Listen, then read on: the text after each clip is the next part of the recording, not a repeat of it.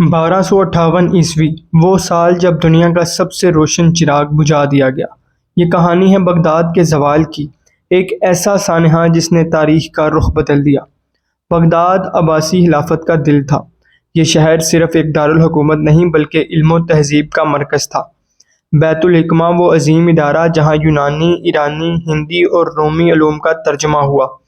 یہاں فلسفہ، فلکیات، طب اور ریاضی پر ایسے کام ہوئے جنہوں نے یورپ کی نشاط ثانیہ کی بنیاد رکھی۔ بغداد کی گلیوں میں صرف تجارت اور دولت نہیں تھی بلکہ کتب خانوں اور مدرسوں کی روشنی تھی۔ دنیا بھر سے طلباء یہاں پڑھنے آتے۔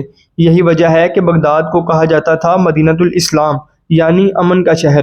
لیکن جب قومیں اپنی عظمت پر غرور کر کے حال کو بھول جائیں تو زوال قریب آ جاتا ہے۔ اچانک مشرق میں ایک طوفان اٹھا۔ چنگیز خان کی نسل منگولوں نے چین، ایران اور وسطی ایشیا کو رونڈ ڈالا، اور اب ان کا اگلا ہدف تھا بغداد۔ ہلاکو خان، چنگیز خان کا پوتا، ایک بے رحم اور انتقام لینے والا سپہ سالار تھا۔ اس نے بغداد پر حملے کا فیصلہ کیا، لیکن سوال یہ تھا کہ کیا بغداد اس یلغار کا مقابلہ کر سکتا تھا؟ اس وقت بغداد پر حکومت تھی عباسی خلیفہ مستعصم باللہ کی۔ وہ کمزور، نااہل اور عیش پرست حکمران تھا۔ اس کے مشیروں میں سازشیں تھیں، دربار میں چاپلوس تھے، فوج بکھری ہوئی تھی، حکمران غافل تھا اور امت تقسیم تھی۔ کچھ مورخ لکھتے ہیں کہ جب ہلاکو خان بغداد کے قریب پہنچا تو خلیفہ نے اسے خوش کرنے کے لیے سونے اور چاندی کے تحفے بھیجے، بجائے اس کے کہ امت کو جہاد کے لیے تیار کرتا۔ یہی کمزوری دشمن کے لیے سب سے بڑی جیت تھی۔ 1258 میں ہلاکو خان نے بغداد کا محاصرہ کیا۔ 40 دن تک شہر گھرا رہا، پھر فصیلیں ٹوٹ گئیں اور منگول فوج شہر میں داخل ہو گئی۔ قتل عام شروع ہو گیا۔ گھروں، مسجدوں اور بازاروں میں لاشیں بچھ گئیں۔ لاکھوں مسلمان ایک ہی ہفتے میں شہید ہو گئے۔ خلیفہ کو گرفتار کیا گیا۔